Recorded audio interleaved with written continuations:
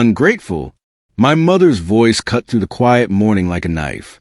I froze, my hands gripping the handle of my suitcase. She stood in the doorway of the house I'd lived in for 28 years. Her face twisted with rage and something else I couldn't quite name. Betrayal, maybe, or fear. After everything I've done for you, this is how you repay me, she screamed, loud enough for the entire street to hear. Mrs. Patterson from next door paused her gardening. The Johnsons slowed their morning jog. Even old Mr. Harlan across the street looked up from his newspaper. I wanted to defend myself, to explain that I wasn't abandoning her, just finally starting my own life. But the words stuck in my throat. Years of guilt had taught me that silence was safer than argument, so I said nothing. I just lifted my suitcase into the trunk of my car, my cheeks burning with humiliation. "You'll regret this," she called after me, her voice breaking now, shifting from anger to wounded victim in seconds. "When you're struggling out there alone, don't come crying back to me." I closed the trunk and walked toward the driver's side. That's when I heard it. "Andrew." The voice came from across the street. Mr. Harlan was waving me over. "My name is Andrew Foster. I'm 28 years old, from a small neighborhood in Springfield where everyone knows everyone else's business." Before we go further into this story, please subscribe to this channel for more fascinating stories like this one. Trust me, you won't want to miss what happens next. I looked at my mother, then back at Mr. Harlan. She was still standing in the doorway, arms crossed, watching me like I was a criminal fleeing the scene. Part of me wanted to just drive away and leave this entire humiliating scene behind. But something in Mr. Harlan's expression stopped me. He looked serious, purposeful. I crossed the street slowly, my heart still pounding from the confrontation. Mr. Harlan was 82, a retired postal worker who'd lived on this street longer than anyone else. He'd been here when my parents first moved in, back when I was just a baby. "I'm sorry you had to witness that," I said quietly, glancing back at my mother. She was still watching us, her face unreadable from this distance. Mr. Harlan shook his head. "Don't apologize, son. I've been wanting to talk to you for a long time. Years, actually." He pulled a manila envelope from behind his back, worn and slightly yellowed with age. "I think you need to see what's inside this." I stared at the envelope, confused. It was thick, stuffed with papers that had clearly been handled many times. Mr. Harlan's handwriting was on the front, neat and deliberate. "For Andrew, when the time is right." "What is this?" I asked. He glanced toward my mother's house, then back at me. "Copies of old property documents. Records I kept from when your parents bought that house. I worked at the municipal office part-time back then. Helped people with paperwork. Your father asked me to keep copies of everything. Said he wanted backups in case anything happened to the originals." My chest tightened. My father had died when I was 15, a sudden heart attack that shattered our family. We rarely talked about him anymore. My mother couldn't handle it, or so she always said. "Why are you giving this to me now?" I asked. Mr. Harlan's expression was gentle but troubled. "Because I always wondered why your name was missing from certain documents. Your father specifically wanted you included in some of these papers, but after he died, things changed. I kept these copies, thinking maybe one day you'd need them." I opened the envelope with shaking hands. Inside were photocopies of deeds, purchase agreements, and mortgage documents. I scanned them quickly, my eyes catching on signatures and dates. Then I saw it. One document showed a signature that definitely wasn't my mother's handwriting. I sat in my car, parked 2 blocks away from the house, reading through every page Mr. Harlan had given me. My phone buzzed constantly with texts, but I ignored them. The documents painted a picture I'd never seen before, a story my mother had never told me. The house hadn't been purchased the way I'd always been told. According to family legend, my mother and father had saved for years, scraped together enough for a down payment through hard work and sacrifice. My mother had always reminded me of this, especially when she needed me to help with repairs or pay utility bills. "This house represents everything we worked for," she'd say. But these documents told a different story. Someone else had paid the down payment. A substantial amount, nearly $40,000, had come from an account that wasn't my parents' joint account. The bank record showed a transfer from an individual account, and the name on that account made my breath catch. Thomas Foster, my late father, but not from their joint savings. From a personal account my mother had never mentioned. And there was something else, something that made my hands tremble as I held the papers. A handwritten note, clipped to one of the documents, in my father's handwriting, for Andrew's future, to be held in trust. My phone wouldn't stop buzzing. I finally looked at the screen and saw dozens of messages flooding in. Aunt Virginia, Uncle Preston, my cousins Bethany and Marcus, even relatives I barely spoke to. The texts all carried the same theme, the same accusation. How could you do this to your mother? She raised you by herself, and this is how you repay her? You should be ashamed. Family is everything. What's wrong with you? I stared at the messages, my jaw clenched. She'd already started, already spun her version of events. In her story, I was the ungrateful son who abandoned his struggling mother. Never mind that I'd lived at home for 28 years. Never mind that I'd paid more in rent and expenses than any apartment would have cost. Never mind that I'd postponed my own life, my own dreams, because she always needed just a little more help. I didn't respond to any of them. What would I even say? That I'd just discovered my mother might have been lying to me for 13 years? That the house I'd helped maintain, the property taxes I'd helped pay, might not be entirely hers to control? Then my cousin Marcus sent another text, and this one made me sit up straight. Mom says, Aunt Rebecca told her you threatened to take the house. Is that true? I hadn't threatened anything. I hadn't even confronted my mother yet.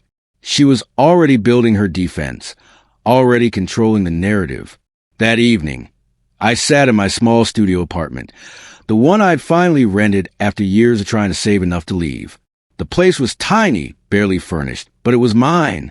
For the first time in my adult life, I had a space that belonged to me alone. I spread the documents across my kitchen table and started making notes. Something didn't add up. I pulled out my laptop and logged into my bank account, scrolling back through years of transactions. My mother had always been vague about finances, about what I owed and what was fair. Just help me out this month, she'd say. Just cover this bill. Just pay for this repair. I created a spreadsheet, tracking every payment I could remember. Utilities, property taxes, insurance, a new roof 3 years ago, the furnace replacement, the plumbing repairs. Month after month, year after year, I'd paid and paid and paid. When I totaled everything up, I had to check the math 3 times. I'd given my mother over $65,000 in the past 7 years alone, more than any rent or living expenses could justify, more than I'd ever realize until I saw it all laid out in front of me. Then I noticed something that made my blood run cold. One of my largest payments, a check for $8,000 to help with what my mother called emergency repairs, was dated exactly 1 week after a refinancing date shown on the documents Mr. Harlan had given me. I needed help making sense of this. Not to attack my mother, not to start a war, but to understand what these documents actually meant. I found a real estate attorney through a colleague at work, a woman named Patricia Brennan, who specialized in property disputes and estate issues. Her office was downtown, professional and quiet. I laid out everything for her. The documents from Mr. Harlan, my own financial records, the timeline of my father's death, and what happened after. She listened without interrupting, making notes on a legal pad. When I finished, she spent several minutes studying the papers. Her expression grew more serious with each page she reviewed. Finally, she looked up at me, her eyes troubled. Mr. Foster, she said carefully, these documents suggest your father made a substantial financial contribution to this property with the intention of establishing partial ownership or a trust for your benefit. But I don't see any follow-through on that intention. No trust documents, no amended deed, no evidence this was ever properly executed. What does that mean? I asked. She leaned back in her chair, choosing her words carefully. It means your mother may not own what she thinks she owns. Or rather, she may own less than she thinks. If your father's contribution was never properly addressed through probate or estate settlement, there could be serious legal implications. My stomach dropped. I'm not trying to take anything from her. I just want to understand what happened. I know, Patricia said gently, but understanding might lead to uncomfortable truths. Patricia explained that when someone dies, their financial interests in property need to be resolved through probate court or estate settlement. This ensures that assets are properly distributed and that ownership is clear. But according to the documents and public records, she'd begun pulling. Nothing like that had happened after my father's death. There should have been a will, she said, or at the very least, a probate proceeding to settle his estate. Real estate, especially property with this much value, doesn't just automatically transfer without documentation. My mother handled everything after he died. I said, I was only 15. She told me it was all taken care of, that the lawyers handled it. Patricia nodded slowly. Someone may have avoided the proper legal process. Whether it was intentional or just negligence, I can't say yet, but the implications are significant. She recommended I try to have a calm conversation with my mother first, to ask questions and see if there were other documents I wasn't aware of. Don't accuse, she advised. Just ask. You have a right to understand your father's estate and your potential interest in it. That night, I called my mother. I'd been avoiding her calls since I left, letting them go to voicemail while I figure out what to say. But now I had specific questions, and I tried to keep my voice level and calm. I'm sorry about how things ended.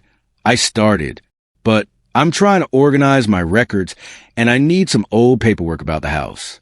Documents from when you and Dad bought it. The explosion was immediate. Why? Why do you need that? What are you planning? Her reaction was too fast, too defensive for a simple question about paperwork. I'm not planning anything, I said, trying to stay calm. I just want copies of my own records. I lived there for 28 years.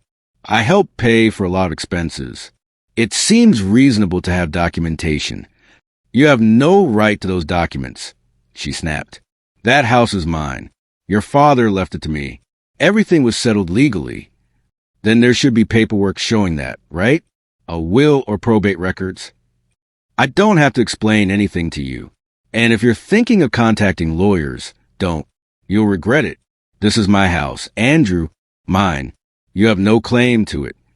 The way she said it, the panic in her voice, told me everything I needed to know. She wasn't just angry. She was scared. I'm not trying to take anything from you, I said quietly. I just want to understand what happened after Dad died. Your father died and left me with everything. All the responsibilities, all the bills, all the burden of raising you alone. And I did it. I kept that house. I kept us together. You owe me respect, not interrogation. She hung up before I could respond. I sat there holding my phone, my heart pounding. Her reaction confirmed what Patricia had suspected. Something wasn't right, and my mother knew it. The next morning, Mr. Harlan knocked on my apartment door. Mr. Harlan looked uncomfortable standing in my doorway, shifting his weight from foot to foot. I'm sorry to bother you, son, but there's something else I need to tell you. Something I've been carrying for a long time. I invited him in, offered him coffee. He sat at my small kitchen table, the same table where I'd been poring over documents for days. I witnessed something, he said slowly. A few weeks before your father died. It's bothered me all these years, but I never knew if I should say anything. Your father and mother were arguing in their driveway. It was late evening, and I was taking out my trash. I couldn't help but hear them. What were they arguing about? I asked. The house. Your father was saying something about making sure everything was set up properly, that you were protected if anything happened to him. Your mother kept saying he was being paranoid, that nothing was going to happen. Then the argument got louder, and your father said he'd already made arrangements, that she couldn't change them. Mr. Harlan paused, his hands clasped together on the table. That's when I saw the police lights. Someone must have called about the noise. Officers came, separated them, took statements. But no charges were filed. It seemed to blow over. When was this exactly? I asked, pulling out my phone to check dates. Late September, I think. maybe the first week of October. About 3 weeks before your father passed. I pulled up a calendar from 13 years ago. My father had died on October 27th. Mr. Harlan's timeline didn't match what I'd been told. My mother always said the days before my father's death had been peaceful, that they'd been planning a vacation, that everything was fine until his heart suddenly gave out. The family attacks intensified over the next few days. My mother had launched a full campaign, telling everyone I was trying to steal her house, that I was turning on the woman who'd sacrificed everything for me. Invitations to family gatherings were rescinded. Cousins blocked me on social media. Uncle Preston left me a voicemail calling me a disgrace. I let it all happen.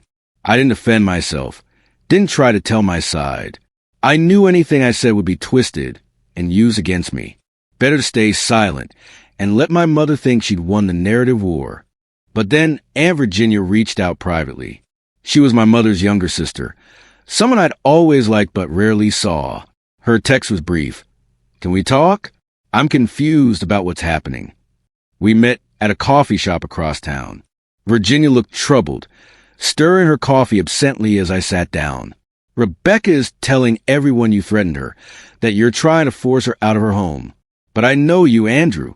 You're not cruel, so I need to hear your side. I appreciated her directness. I told her everything, carefully and calmly.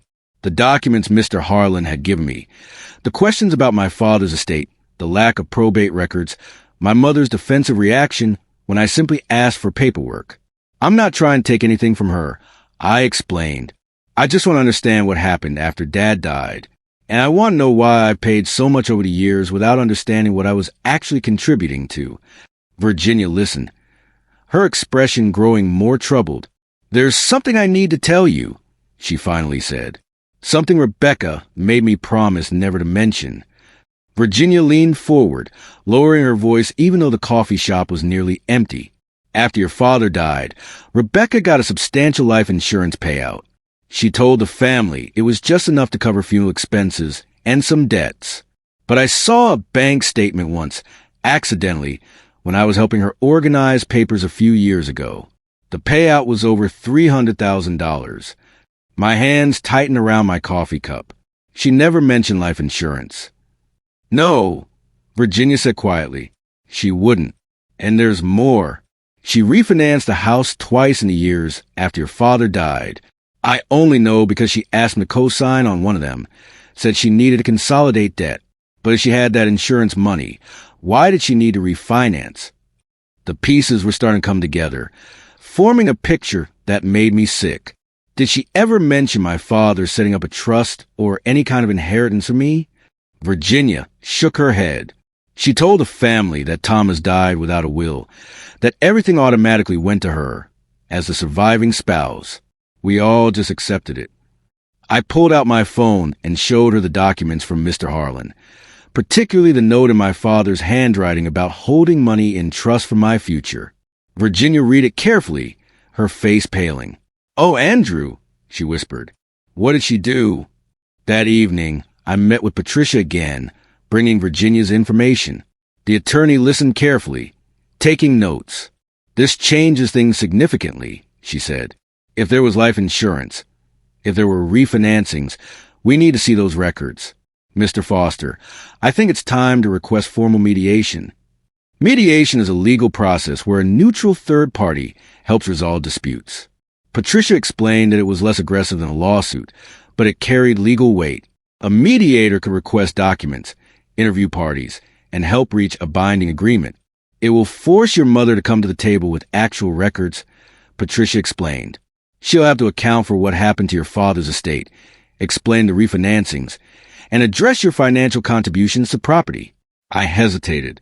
This felt like crossing a line I couldn't uncross. But I also knew I couldn't keep living in uncertainty. Couldn't keep wondering if my own mother had been lying to me for 13 years.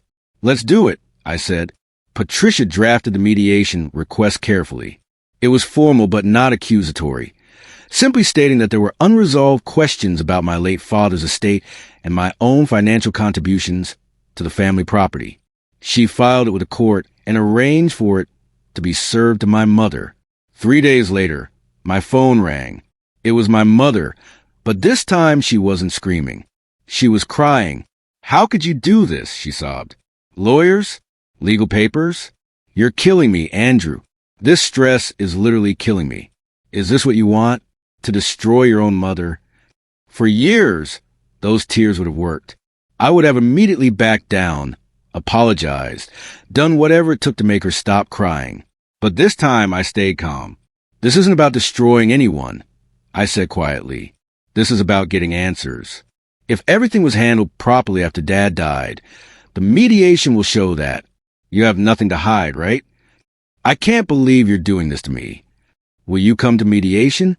I asked. "We can sit down with a neutral party and go through everything together. You can explain what happened and we can resolve this." There was a long silence.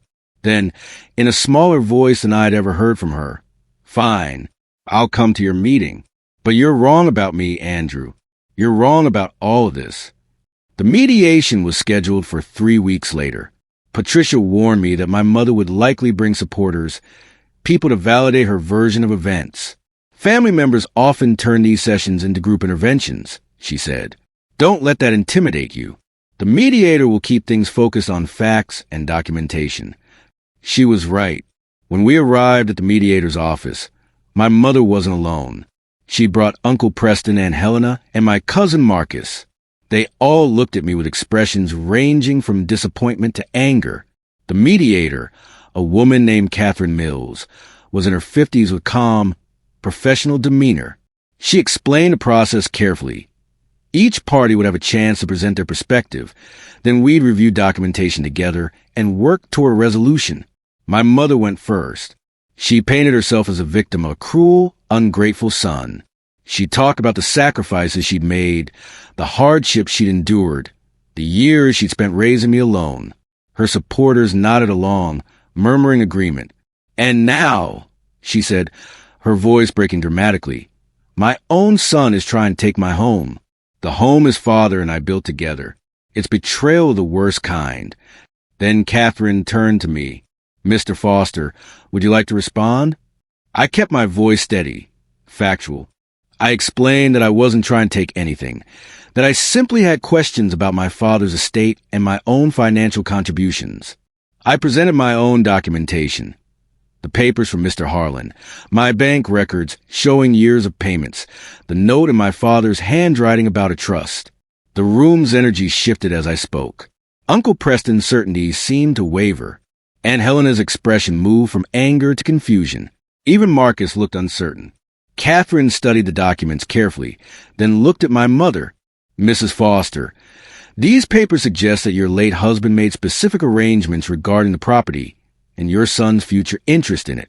Can you explain what happened to those arrangements after his death?" My mother shifted uncomfortably. "I don't know what those papers are. Thomas and I made all our decisions together. Everything was joint. But this note specifically mentions a trust," Catherine said, holding up the photocopy. "And these bank records show a substantial down payment from his individual account, not your joint account. Were you aware of this?" "It was so long ago," my mother said. "Things were handled informally back then. We were husband and wife. What was his was mine." "That's not quite how estate law works," Catherine said gently. "When someone dies, even a spouse, their individual assets and intentions need to be properly documented and executed." "Was there a will?" "No," my mother admitted. "Thomas died suddenly. There wasn't time." "Was there a probate proceeding? Estate settlement?" The silence stretched out. Finally, my mother said, "I handled things informally. I was his wife. I didn't think I needed lawyers and courts involved." Catherine's expression remained neutral, but I could see the concern in her eyes. "Mrs. Foster, I'm going to need you to provide documentation of how the estate was settled, including any life insurance payouts, refinancing documents, and a full accounting of the property's financial history." The mediation session was suspended for 2 weeks to allow both parties to gather documents. My mother left the office without looking at me, her supporters following closely. But I noticed something. They weren't as certain as when they'd arrived. Doubt had crept in. Over the next 2 weeks, Patricia worked with Catherine to obtain official records, life insurance policies, refinancing documents, property tax records, bank statements from my father's estate.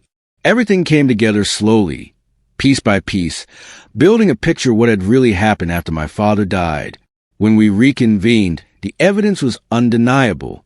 The life insurance payout had been $320,000. My mother had refinanced the house twice, pulling out equity both times. The first refinancing had occurred less than a year after my father's death. The second one matched almost exactly with when I started paying what my mother called rent. But the most damning evidence was something Patricia had discovered through probate court records. My father had filed preliminary paperwork for a trust just weeks before his death. It had never been finalized because of his sudden passing, but the intent was clear and documented. He wanted to ensure I had a stake in the house, protection for my future. That paperwork had been in the probate court system all along. My mother could have completed it, could have honored my father's wishes. Instead, she'd simply ignored it, never mentioning it to anyone. Catherine laid out the financial timeline methodically. My mother's face grew paler with each revelation. Uncle Preston and Aunt Helena exchanged uncomfortable glances. Marcus stared at the table. "Mrs. Foster," Catherine said quietly, "can you explain why you never disclosed any of this to your son? Particularly the life insurance and your late husband's documented intent to establish a trust?" My mother's composure finally cracked. "I did what I thought was best," she said, her voice trembling. "Andrew was just a teenager. He didn't need to know about money and insurance and legal complications. I was protecting him." "Protecting him from what?" Catherine asked. "From making bad decisions. From having access to money he wasn't ready for. I kept the house, kept it stable. That money went to maintaining our home, to raising him properly." "But you told him you struggled financially," Patricia pointed out. "You accepted substantial payment from him over the years, payments he made believing you needed help to keep the house. Yet you'd received a significant life insurance payout and pulled equity out of the property twice." "I did need help," my mother insisted. "That insurance money didn't last forever. Raising a child is expensive." Catherine consulted her notes. "According to these records, the refinancings alone gave you access to over $200,000 in equity. Combined with the life insurance and the fact that the original mortgage was mostly paid down through your late husband's contributions, you had substantial financial resources. Yet you told your son the house was a constant struggle." My mother's face flushed. "He lived there. He benefited from the house. It was only fair he contribute. Fair contribution would be reasonable rent," Catherine said. "But Mr. Foster's payments exceeded market rate rent by a significant margin. And none of this addresses your late husband's clear intention to provide his son with equity in the property." Aunt Helena spoke up then, her voice quiet but firm. "Rebecca, is this true? Did you really keep all of this from Andrew? From all of us?" My mother's mask was crumbling. "I did what any mother would do. I protected my assets. I protected my home. It was survival." Catherine continued methodically through the documentation. Every claim my mother had made over the years was systematically disproved by paper trails and official records. The financial burden she described hadn't existed. The hardships she claimed were contradicted by bank statements and property records. Uncle Preston cleared his throat. "Catherine, what exactly are we looking at here in terms of legal implications?" "That depends on what resolution we reach today," Catherine said. "At minimum, Mr. Foster has a strong claim to compensation for his overpayments relative to fair market rent. More significantly, his late father's documented intent to establish a trust creates a credible argument for equity interest in the property." My mother seemed to relax slightly. This was technical, financial. She could handle money disputes. She'd survived worse. I could see her already planning how to frame this to the family, how to minimize the damage to her reputation. But Patricia wasn't done. She pulled one more document from her folder, sliding it across the table to Catherine. "There's one more piece of evidence we need to address," Patricia said. Catherine examined the document, her eyebrows rising slightly. It was a notarized statement, dated 3 weeks before my father's death. In it, he stated his clear intention that the property would be held partially in trust for me, that his financial contribution to the house was meant to secure my future, not just provide shelter for the family. This was on file at the county recorder's office, Patricia explained. It wasn't a complete trust document, but it was a notarized declaration of intent. Legally, this carries significant weight when interpreting estate intentions. Catherine looked at my mother. Mrs. Foster, were you aware this statement existed? The silence that followed was deafening. My mother stared at the notarized statement, and for the first time, she had no ready answer. Her lips moved, but no words came out. Finally, she whispered, "I don't remember." "This was filed just weeks before your husband's death," Catherine said. "It would have been part of the property records. You would have been notified." "Everything was chaos after Thomas died," my mother said, her voice barely audible. "I was grieving. I was trying to hold things together for Andrew.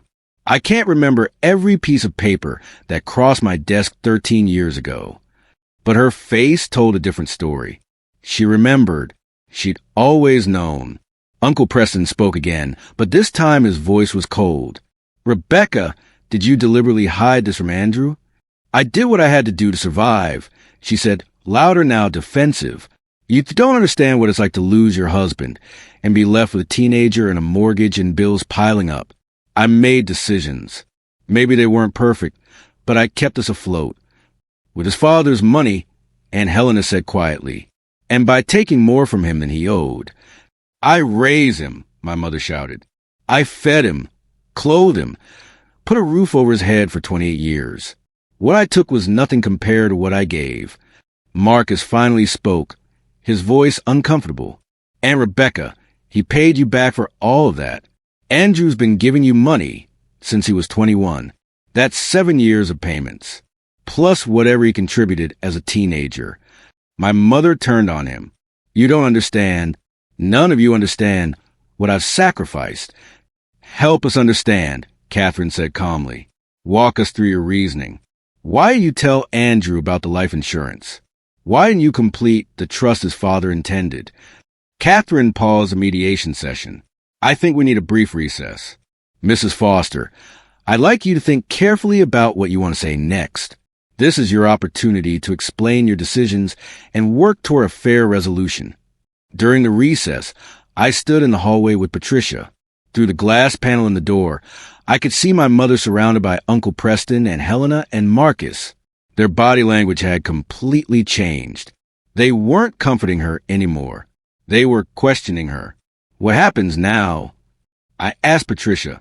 "That depends on your mother," she said. "She can continue denying and fighting, which will likely result in formal legal action. Or she can acknowledge what happened and work toward a settlement." "I never wanted to hurt her," I said quietly. "I just wanted the truth." "I know," Patricia said, "but sometimes the truth is painful for everyone involved." When we returned to the room, the energy had completely shifted. Uncle Preston no longer sat next to my mother. Instead, he'd moved to a neutral position at the end of the table. Aunt Helena looked troubled. Marcus wouldn't meet my mother's eyes. My mother's face was blotchy from crying, but there was something else in her expression now. Resignation, maybe, or calculation. "Can I speak to Andrew privately?" she asked Catherine. Catherine looked at me. I nodded slowly. Patricia started to object, but I raised my hand. "It's okay. I'll hear what she has to say." We moved to a smaller conference room, just the two of us. For a long moment, my mother just looked at me, really looked at me, as if seeing me for the first time in years. "I can make this go away," she said finally. "I'll write you a check right now. $50,000. We'll call it even for all the years you lived at home, all the money you gave me. You sign a paper saying you have no further claims on the house, and we both move on." I stared at her, stunned. Even now, even caught in her lies, she was trying to buy her way out. "You think this is about money?" I asked. "Everything is about money," my mother said flatly. "Don't pretend you're taking some moral high ground here. You want compensation. I'm offering it. $50,000 is more than fair. Fair would have been honoring Dad's wishes." I said. "Fair would have been telling me the truth about the life insurance, about the refinancings, about what he wanted for my future. Your father was a dreamer, she snapped. He had ideas about trusts and protections, but he didn't understand reality. I had to make practical decisions after he died. I had to survive. You did more than survive, I said. You received hundreds of thousands of dollars in insurance and equity. You could have completed Dad's trust and still had plenty for yourself. And what would you have done with that money at 15? At 18? You would have wasted it. I protected you from yourself. You protected yourself, I said. You kept everything for yourself and then convinced me I owed you even more. She stood up abruptly, her chair scraping against the floor. $75,000. That's my final offer. Take it or leave it. I'm leaving it, I said quietly. Not because I want to punish you, but because I need this to be resolved properly legally so it can actually be over. Her expression hardened. You'll regret this. You think those people out there are on your side now? Wait until I tell them what an ungrateful, greedy son you really are. Wait until the whole family knows you tried to steal your widowed mother's home. They already know the truth, I said. They saw the documents. They heard the evidence. Whatever story you tell now won't change what they know. I walked back to the mediation room, leaving her standing there alone. When we reconvened, my mother's demeanor had changed again. She sat rigid, arms crossed, her face a mask. Catherine asked if we'd reached any private understanding. I shook my head. Then let's proceed with determining a fair resolution, Catherine said. She'd clearly been reviewing the numbers during our break. Based on the evidence presented, here's what I'm recommending. First, Mr. Foster is entitled to compensation for the overpayments he made relative to fair market rent. Second, his late father's documented intent regarding the property, while not a completed legal trust, creates a credible claim to equity interest. She laid out two options. Option 1. My mother could buy out my equity interest at fair market value, giving me a lump sum and complete separation from the property. Option 2. We could jointly own the property until it was sold, at which point the proceeds would be divided according to each party's documented financial contribution. Mrs. Foster, Catherine said, you'll also need to provide a full accounting of the life insurance funds and refinancing proceeds. If significant portions cannot be accounted for as legitimate house expenses or Andrew's upbringing costs, additional compensation may be warranted. My mother's lawyer, a man she'd hired during the recess, whispered something to her. She shook her head stubbornly at first, but he kept talking. Finally, she slumped in her chair. Fine, she said through gritted teeth. I'll agree to a buyout. But I want it documented that this settles everything. No more claims, no more accusations, no more dragging me through legal proceedings. Catherine nodded. That's exactly how these resolutions work. Both parties sign a binding agreement that concludes all claims related to this matter. Over the next hour, the specifics were hammered out. A property appraiser would assess the house's current value. My documented financial contributions would be calculated and added to the equity share my father had intended for me. The total will be paid to me in a structured settlement over 18 months, with the first payment due within 30 days. The amount, when finally calculated, came to $137,000. My mother signed the agreement with shaking hands, her face pale. Uncle Preston and Aunt Helena witnessed the signatures. As Catherine explained the terms one final time, I watched my mother's carefully constructed world crumble around her. This mediation is now concluded, Catherine announced. The agreement is legally binding. Both parties are expected to fulfill their obligations as outlined. My mother stood without looking at anyone and walked out of the room. Her lawyer followed, murmuring something about timelines and payment schedules. Uncle Preston paused before leaving. I'm sorry, Andrew, he said quietly. We should have asked more questions years ago. The aftermath unfolded slowly, like a building collapsing in reverse, each piece finding its place. The family dynamics that had defined my entire life inverted within weeks. Aunt Helena called to apologize, her voice thick with regret. I should have known something wasn't right. The way Rebecca talked about you, always the burden, never the blessing. I'm ashamed I believed her so completely. Cousins who blocked me on social media sent friend requests with messages attached. I'm so sorry. I should have listened to your side. I can't believe she lied to all of us. Uncle Preston invited me to his daughter's wedding, an event my mother had specifically said I wasn't welcome at. Your family, he said simply. You should be there. The monthly family dinners continued, but my mother stopped attending. She withdrew from family gatherings, from church functions, from the social circles she'd cultivated for decades. People who'd once admired her now whispered about her when she passed. The truth had a way of traveling faster than her original lies. I received the first payment exactly 30 days after mediation, a certified check delivered by registered mail. No note, no acknowledgement, just the money she owed me. Virginia visited me at my apartment one evening, bringing homemade soup and an old photo album. I found this in Mom's attic, she said. Pictures of your dad. I thought you might want them. We sat together, flipping through pages of memories. My father as a young man, holding me as a baby, teaching me to ride a bike, beaming with pride at my middle school graduation.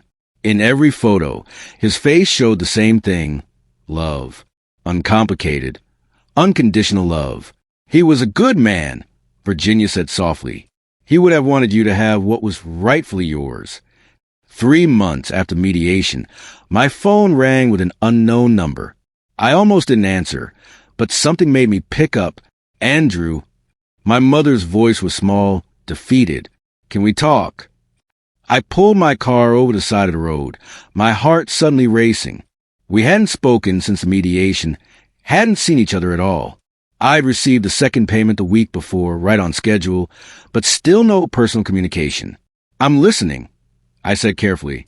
I need to know, she said, and her voice cracked. Are you happy now? Did you get what you wanted? It was a question I'd been expecting, the accusation wrapped in hurt feelings. But I'd had months to think about my answer. I'm at peace, I said. I'm not happy that things happened the way they did. Not happy that you lied to me for so many years. But I'm at peace knowing the truth, knowing I stood up for myself, knowing Dad's intentions were finally honored. I lost everything, she whispered. My son, my reputation, my standing in the family. Was it worth it to you? Was destroying me worth getting your money? I didn't destroy you, I said firmly. You did that yourself when you chose to lie, to manipulate, to take what wasn't yours. I just asked questions. The destruction came from your own choices. You could have just let it go. You could have walked away and never looked back. We could have both moved on with our lives. I tried that, I said. I moved out, remember? I was ready to just go. But you screamed at me in front of the whole neighborhood, called me ungrateful, then spent weeks telling everyone I was trying to hurt you. You forced this confrontation. Silence stretched between us. I could hear her breathing. Could imagine her sitting in that house, surrounded by the life she'd built on lies and stolen equity. Are you going to forgive me? She finally asked. Ever? I thought about her question for a long time. Forgiveness. What did that even mean in this situation? Could I forgive someone who'd spent years manipulating me, lying to me, stealing from both me and my father's memory? I don't know. I said honestly. Maybe someday. But right now I need distance. I need to build my own life without constantly wondering if you're using me, without feeling guilty for having boundaries. So that's it? You're just done with me? I'm not done, I said carefully, but I'm done being controlled. I'm done being made to feel ungrateful for wanting basic honesty. I'm done sacrificing my future to enable your lies. If you want a relationship with me someday, it has to be built on truth. No more manipulation, no more guilt trips, no more using family as a weapon. I don't know if I can do that, she admitted, her voice barely a whisper. Then I guess we both have our answer, I said. I didn't hang up angry. I didn't hang up sad. I just hung up cleanly and sat in my car for a moment before starting again. That afternoon, I drove past the old house. It looked the same as always, solid and ordinary, sitting on its quiet street. Mr. Harlan was in his yard, and he waved when he saw me. I waved back, then kept driving. I didn't need to go inside. I didn't need to reclaim those rooms or prove I'd won something. The house was just a building, brick and wood and memories. What I'd actually won was something much more valuable. My truth, my freedom, my father's vindication. 6 months later, I used my settlement money as a down payment on my own small house across town. It wasn't fancy, but it was mine, completely and honestly mine. I hung one of my father's old photos in the living room, the one where he was smiling at the camera with his arm around teenage me. On the day I moved in Virginia and her family came to help. Uncle Preston brought pizza. Even some cousins showed up, relationships slowly mending. We sat on my empty floor eating and laughing, and for the first time in my adult life, I felt like I belonged somewhere, not because of blood ties or obligations, but because I'd stood up for myself, because I'd refused to let lies define my life, because I'd honor my father's memory by claiming what he'd wanted me to have. The man my mother had called ungrateful had finally learned the most important lesson. Sometimes the most grateful thing you can do is refuse to be grateful for mistreatment disguised as love. I was free, and that was worth everything.